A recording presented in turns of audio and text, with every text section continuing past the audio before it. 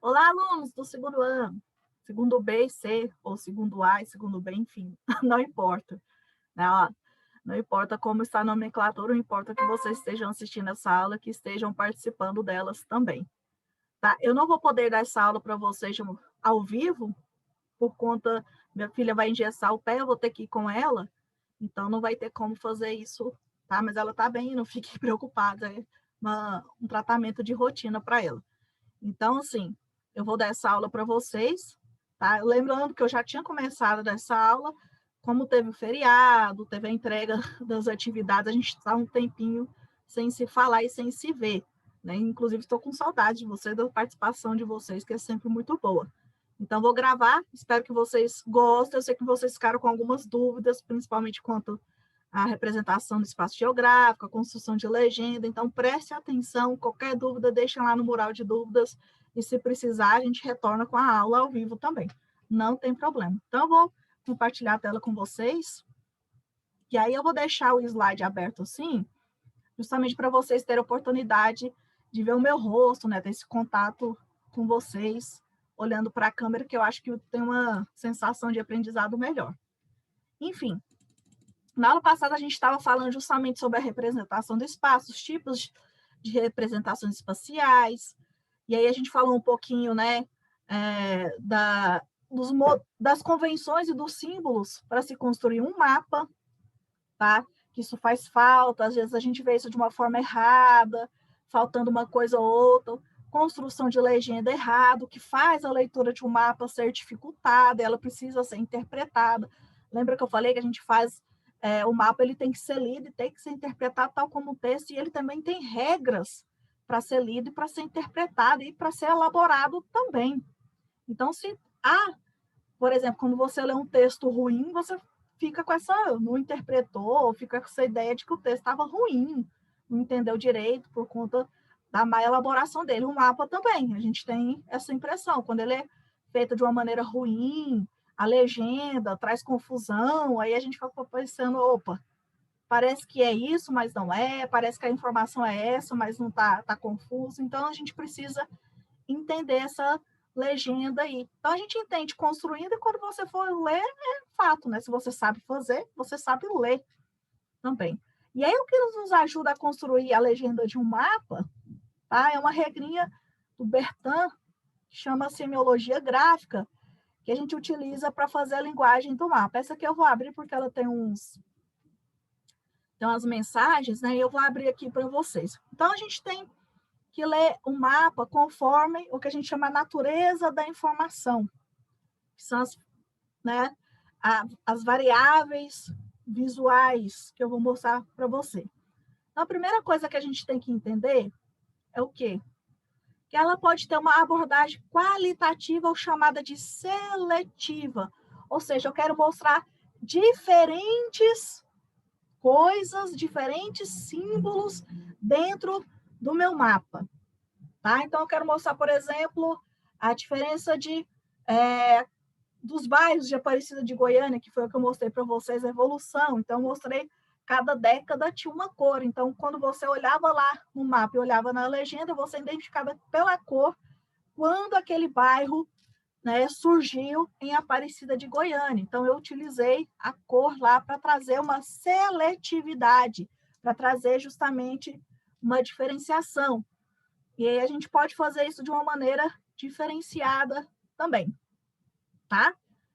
Ou uma abordagem, quando eu quero colocar ordem, quero colocar hierarquia, eu quero mostrar isso na minha legenda, é o que a gente chama de abordagem ordenada, literalmente primeiro, segundo, terceiro, quarto e assim por diante. Então, por exemplo, aqui na legenda ele colocou, por exemplo, os símbolos ordenados aqui de escuro para claro, para mostrar o quê? A hierarquia urbana, né? Capital nacional, capital estadual, capital cidade importante. Então, assim, ele deu uma ordem de importância aí justamente para essas cidades. E aí eu tenho também a abordagem quantitativa, perdão, né? Quantidade, já está falando, tá? Responde a quanto. Eu quero mostrar o quanto nesse mapa. E aí eu trago, por exemplo, um grupo aqui, numa manifestação pontual, claro, tá? Olha aqui, 3 grupos de símbolos de tamanhos proporcionais que vão representar a quantidade de habitantes. Então, se vocês observarem aqui, olha, 400 mil habitantes, se refere ao quê? A 4 pessoas, tá vendo? E aí ele faz essa, tem uma ordem, uma quantidade exata. Então, se eu for olhar para esse mapa aqui, uma pessoa equivale a 100 mil habitantes, tá vendo? Aí dá 400 mil. Aqui ele coloca 2 pessoas, então 200 mil habitantes, e aqui se tiver uma pessoa no mapa, significa 100 mil habitantes. Então, não foi também uma ordem, não foi uma coisa aleatória. Teve um raciocínio lógico-matemático para fazer essa legenda. Além dessa natureza qualitativa ou seletiva, ordenada e quantitativa, que a seletiva qualitativa significa o quê eu quero, e aí o exemplo aqui colocou, por exemplo, distintas produção ou economia, então colocou soja, produção de carne, o porto, né? Então são diferentes coisas no mapa. Aqui ele quis representar em que ordem, que é a abordagem ordenada. Aqui ele quis representar quanto, que é a quantitativa. E aí, gente, como eu posso manifestar isso no mapa? A manifestação ela pode ser pontual. E aí, se você for no mapa, vai ter o símbolo da soja lá, no Mato Grosso, em Goiás, no Mato Grosso do Sul, enfim, ele vai estar localizado, tá? Se eu for lá no mapa, por exemplo, de Goiás ou no Brasil, que quer representar essas, né, no Brasil, nesse caso, que quer representar essas cidades com importância, né, hierarquia aqui, qual ordem que elas estão, então vai estar literalmente lá em cima da cidade, né, localizada. E aqui da mesma forma, né, onde está 400 mil habitantes, vai estar lá pontualmente colocado. Pode ser uma manifestação com essas mesmas naturezas, qualitativa, ordenada ou quantitativa, por meio de linha.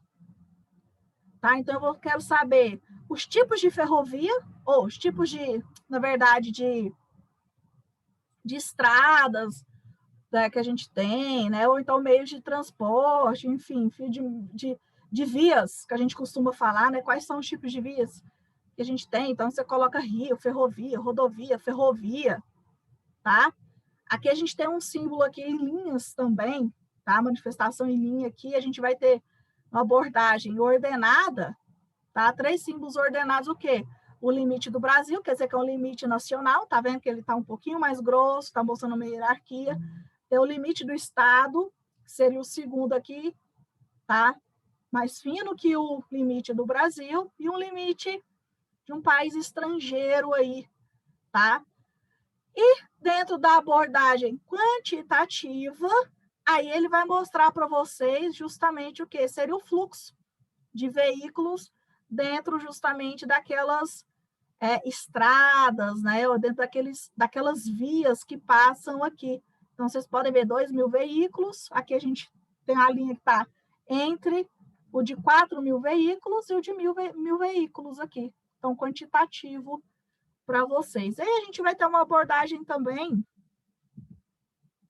em área, tá? Que aí a gente vai usar literalmente o que a gente chama dentro da cartografia de polígonos, né? Então, você vê justamente uma área aqui. E aí, para essa manifestação em área, ele colocou só, olha aqui, aqui está tipos de vegetação, né? Então, tipos de uso de solo. Então, a gente vai ter aqui uma mancha urbana, que é a área povoada, né? E vai ter uma área de agricultura e uma área de vegetação. Então, são os tipos de uso de solo. A gente costuma utilizar essa legenda.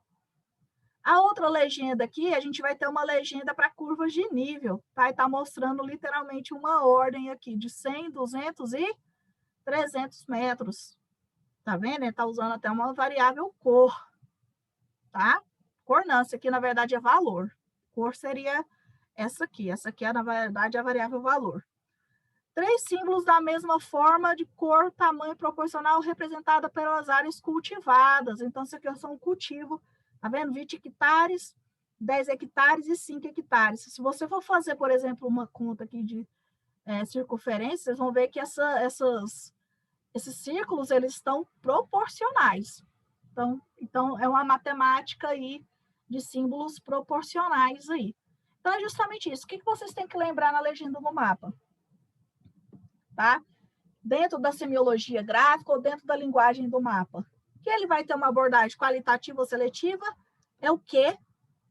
O que eu quero mostrar? Tipo de coisa, é uma tipologia mesmo. A abordagem ordenada, em que ordem está, qual a hierarquia disso? Do primeiro ao segundo, pode ser uma hierarquia invertida, perdão, do último ao primeiro, ou do primeiro ao último, tá? É uma abordagem quantitativa. O quanto, tá? Tá buscando a quantidade mesmo, que também pode ser do menor para o... Não tem problema, tá, gente? E aí a gente tem os tipos de manifestação no mapa. Pode ser em ponto, ou seja, vai ser pontual, ele vai te mostrar essa informação pontual em linhas, tá? E aí a gente quer mostrar fluxo, quer mostrar justamente aquilo que, né, a linha vai mostrar para você. A manifestação em área, que aí ele quer mostrar todo o perímetro, toda a área, todo o polígono aí. Tá? É só para vocês entenderem a questão, ou seja, a legenda, nesse caso, ela não é feita de maneira aleatória. Ela tem regras para fazer, e a linguagem do mapa é o que a gente utiliza para fazer isso, que a gente chama de semiologia gráfica, e tem todo um estudo dentro das cores, da psicologia, para a gente estudar isso aí para vocês. Então, quando a gente faz os mapas temáticos, esse aqui é a simbologia, olha, aí eu trouxe para vocês outras formas de ver, para vocês verem aí justamente como é que a gente utiliza e como é que a gente estuda isso dentro da cartografia. Tá vendo?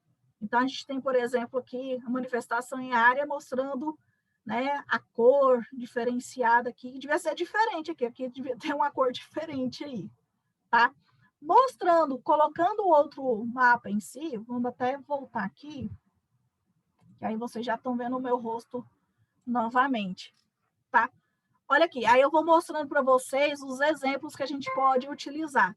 Por exemplo, manifestações em pontos é uma abordagem qualitativa, ou seja, seletiva. Olha aqui, gente. Tá vendo aqui que ele mostrou? Ele criou um símbolo, e aí você tem dentro do símbolo da geologia, da mineralogia, para a gente utilizar aí. Então, por exemplo, o triângulo, ele está querendo onde tem, por exemplo, a extração do alumínio da bauxita. Então, a gente vai aqui no mapa, procura onde tem triângulo aqui para a gente perceber, tá? O círculo, aqui é o calcário. Olha, a gente vê calcário aqui no Tocantins, calcário em Goiás. Então, a gente vai procurando aqui, tá? Então, a gente tem algumas perguntas. Quando você for estudar, faça as perguntas. Quais são os recursos encontrados no estado do Tocantins?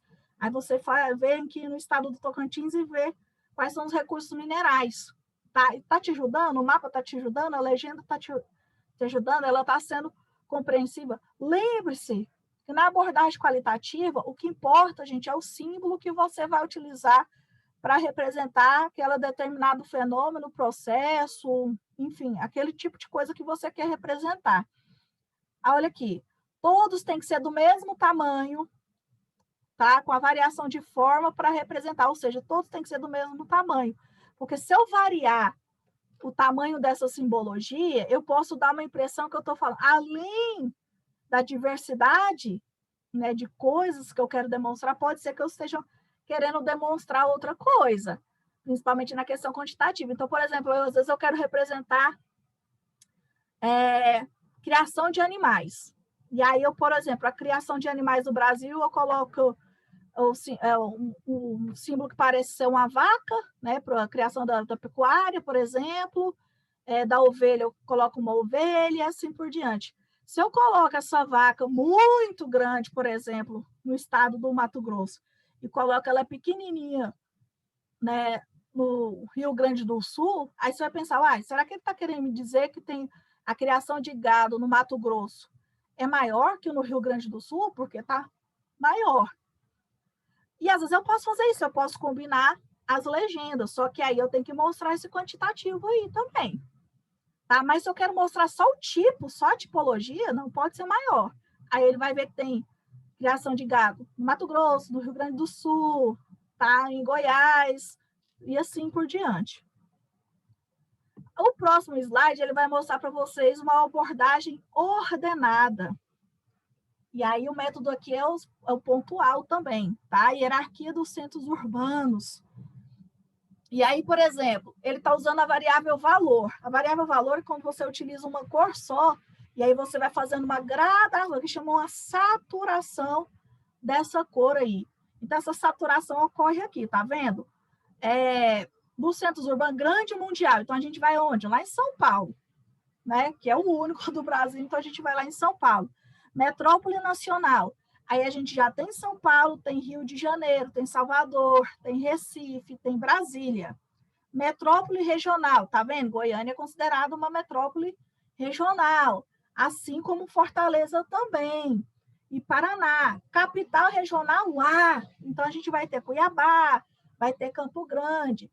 Capitais regionais B e C, Porto Velho, Rio Branco, Macapá. Então vocês conseguem perceber. E aí dá para vocês terem uma ideia, dá para perceber tudo direitinho? Será que esse mapa foi construído de uma maneira que a leitura vai ser facilitada? Então, quando a gente está fazendo o mapa e está interpretando ele, tem que tomar cuidado, principalmente quem está fazendo, para o leitor, na hora que lê, saber do que está se tratando e para a gente não se confundir quando está lendo, tá? Por isso que é importante. Está vendo como as regras para a elaboração de um mapa, elas são importantes? Porque se eu confundir essa legenda e colocar algo errado aqui, ou então, por exemplo, fica pouco visível, será que eu estou enxergando? Será que isso aqui não vai me levar a uma confusão? Então, é importante a gente saber entender. Aí eu coloquei, por exemplo, uma abordagem qualitativa por áreas, por linhas. E aí a gente vai ter o quê? Uma tipologia de vias, tá? E aí a gente vai ter justamente o que é rodovia, uma linha, né? Um traço sólido. A ferrovia, ela vai ter esse traço, né, que a gente chama negativo positivo, que lembra uma linha férrea. E a gente tem uma hidrovia, que é justamente esse tracejado.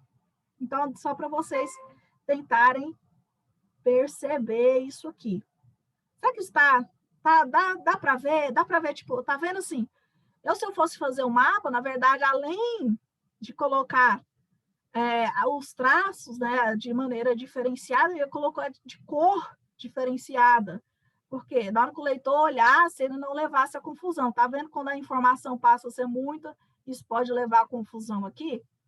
E aí a gente tem que pensar no coitado do leitor na hora que está lendo, para não levar ele ao sofrimento aí. É por isso que é importante as regras. Então a gente percebe que esse mapa aí, infelizmente, ele não ficou do jeito que deveria. Olha, eu estou vendo uma manifestação de linhas de uma abordagem ordenada. Aí ele vai trazer uma hierarquia. Tá? E aí, dentro das rodovias, a gente tem uma hierarquia mesmo, tá? De rodovia tronco pavimentada de pista dupla, por exemplo, a BR-153.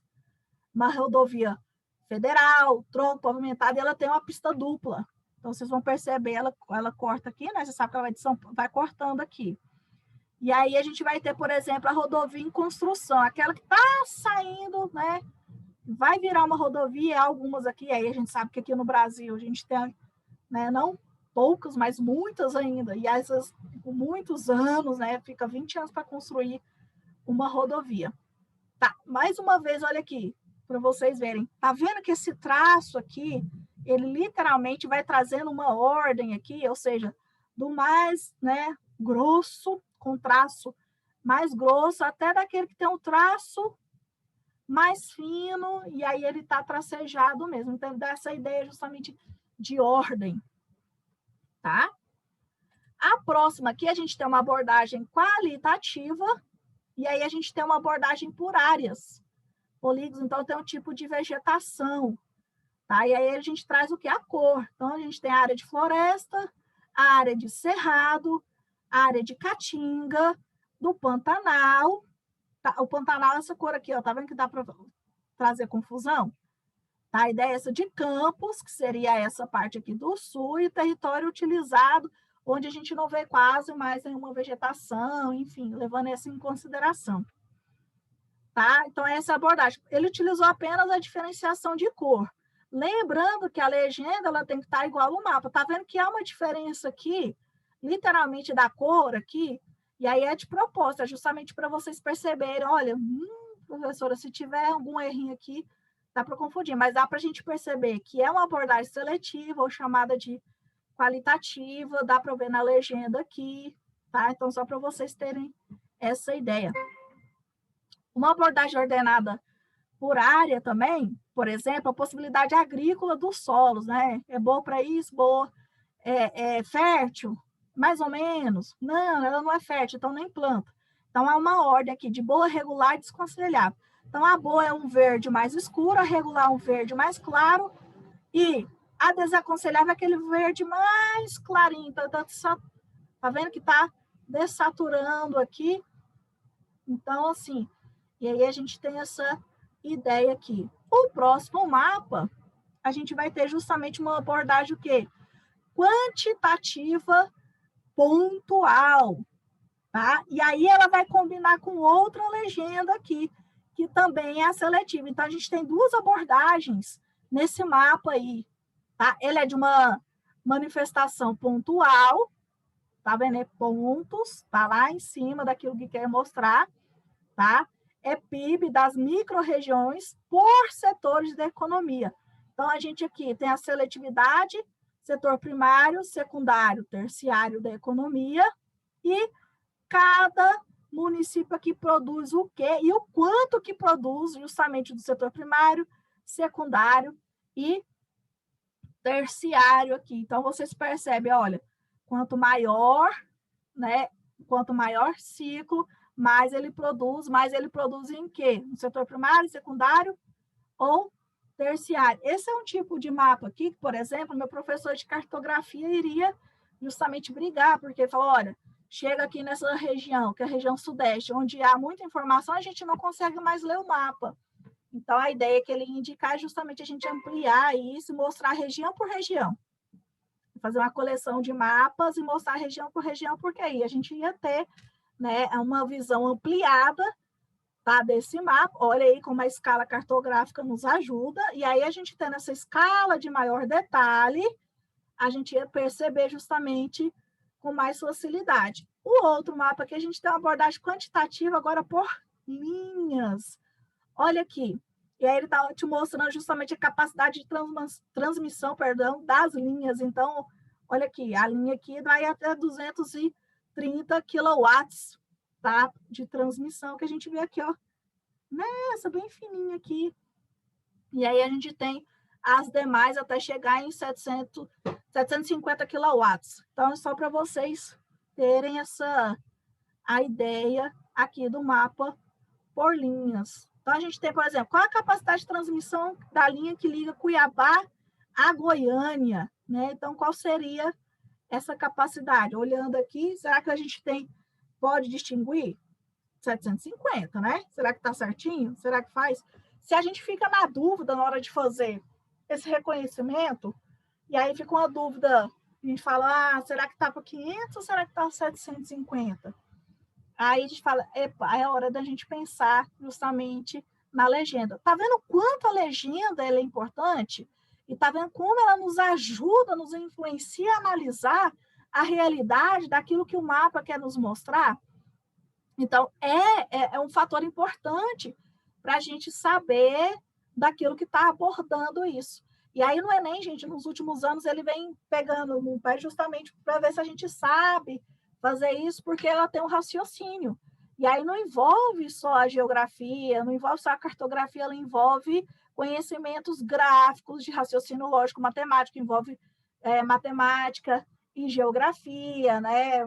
Até artes, porque quando você pensa na variação de cor, eu quero tons mais quentes, tons mais frios, e aí eles, né, os tons mais quentes são os que vêm do vermelho, laranja, amarelo, os mais frios, azul e o verde. Então, por exemplo, ele quer saber se você sabe qual é a diferença, então fiquem atentos a isso. Eu espero que eu tenha ajudado vocês, eu vou fazer a correção do bloco 6, vocês tiveram várias dúvidas, vocês me procuraram durante a elaboração das respostas, eu espero que eu venha ajudar vocês aqui. Qual a importância em se adotar os símbolos e convenções cartográficas para elaboração, leitura e interpretação do mapa?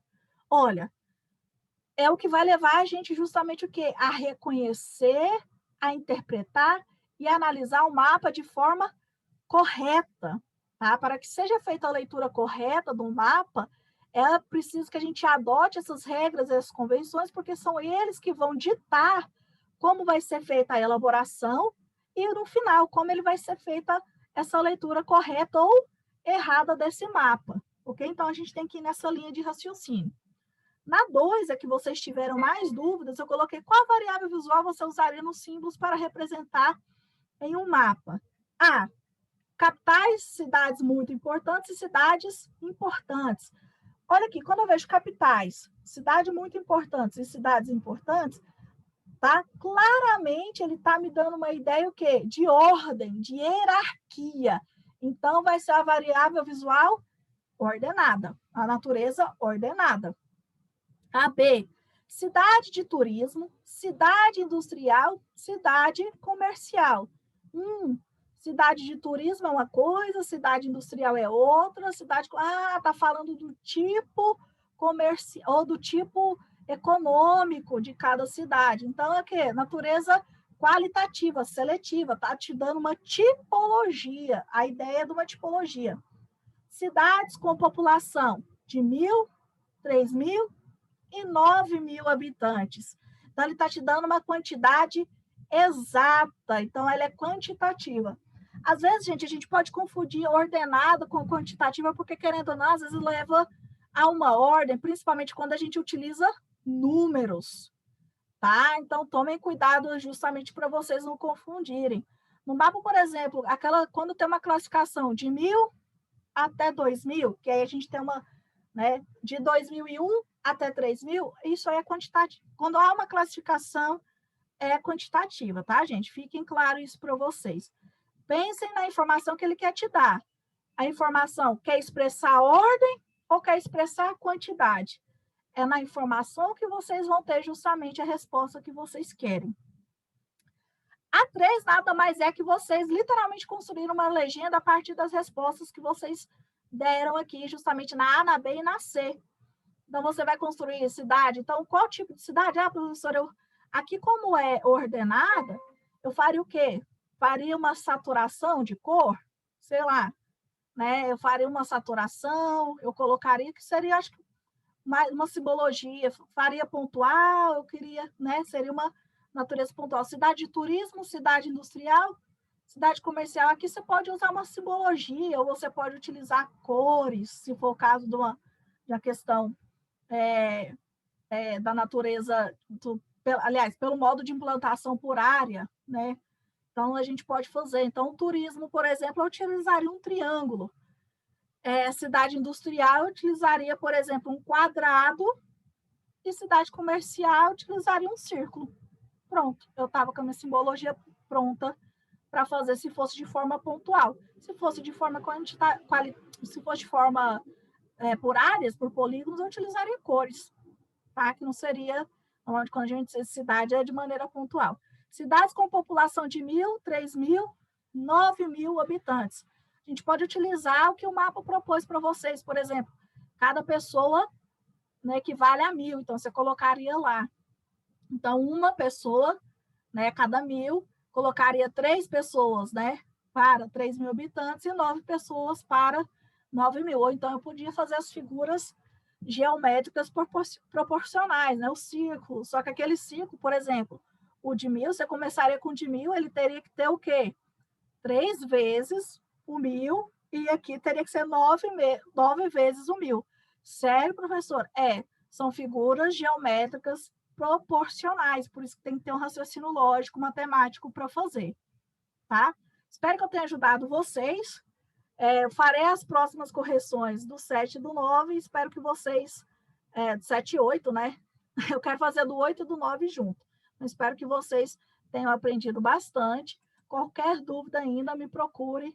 Até lá, um abraço e eu vejo vocês semana que vem.